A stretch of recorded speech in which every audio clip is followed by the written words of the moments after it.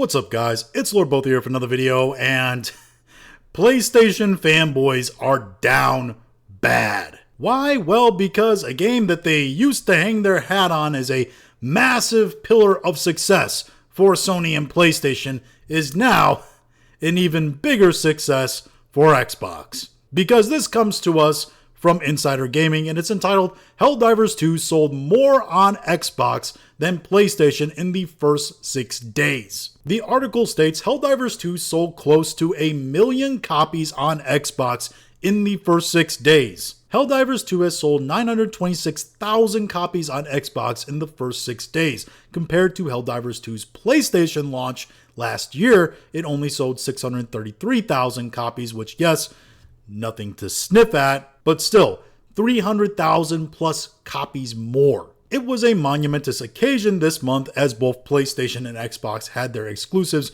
released on each other's platforms. Helldivers 2 for Xbox launched alongside Gears of War Reloaded for PlayStation. However, the latter only accounted for 241,000 downloads, whereas Helldivers 2 has sold close to 1 million copies on Xbox. And I will say, the difference there, quite heavy-handedly, is that Gears of War Reloaded is it's a remake of a remaster put on PC and another console, which 241,000 downloads, I mean, that's still pretty good for something that's a remaster that's also old. Despite the fact that it, yes, has significant optimization issues and what I would personally think of as a scam. The article also states that Helldivers 2 has also made it to the top of Xbox's top paid games list, with Helldivers 2 and Helldivers 2's Super Citizen Edition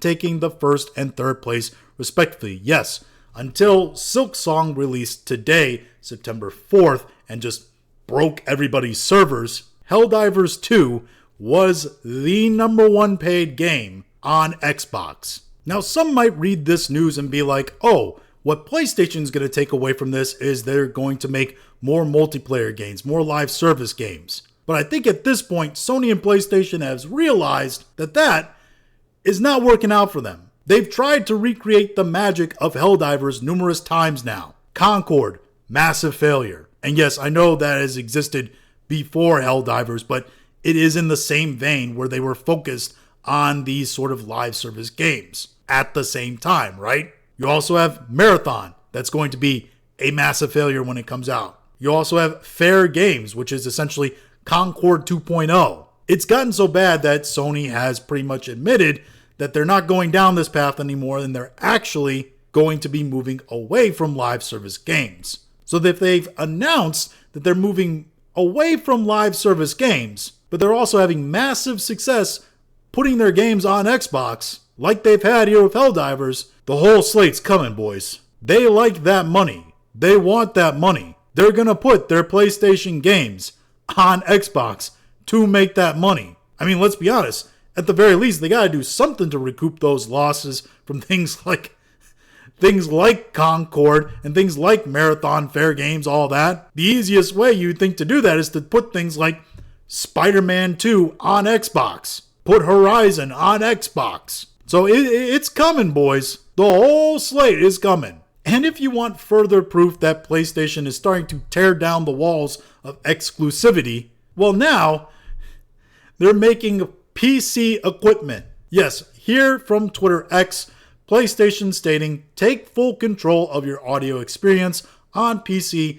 with Pulse Elite and Explore. Introducing a PlayStation Link PC driver for Windows, rolling out gradually starting today. So now they have audio devices specifically for PC with actual Windows drivers set up for them, which only points in one direction to me, that PlayStation is going to invest obviously a significant amount of money to develop and produce these things to in some way recoup their investment on them. It only proves to me that they plan on putting more games out on PC, and most likely they're going to start putting games out day and date on PC. Seriously, PlayStation fanboys need to be on seppuku watch at this point, because I don't know how they're going to defend all these obvious signs that PlayStation is tearing down the walls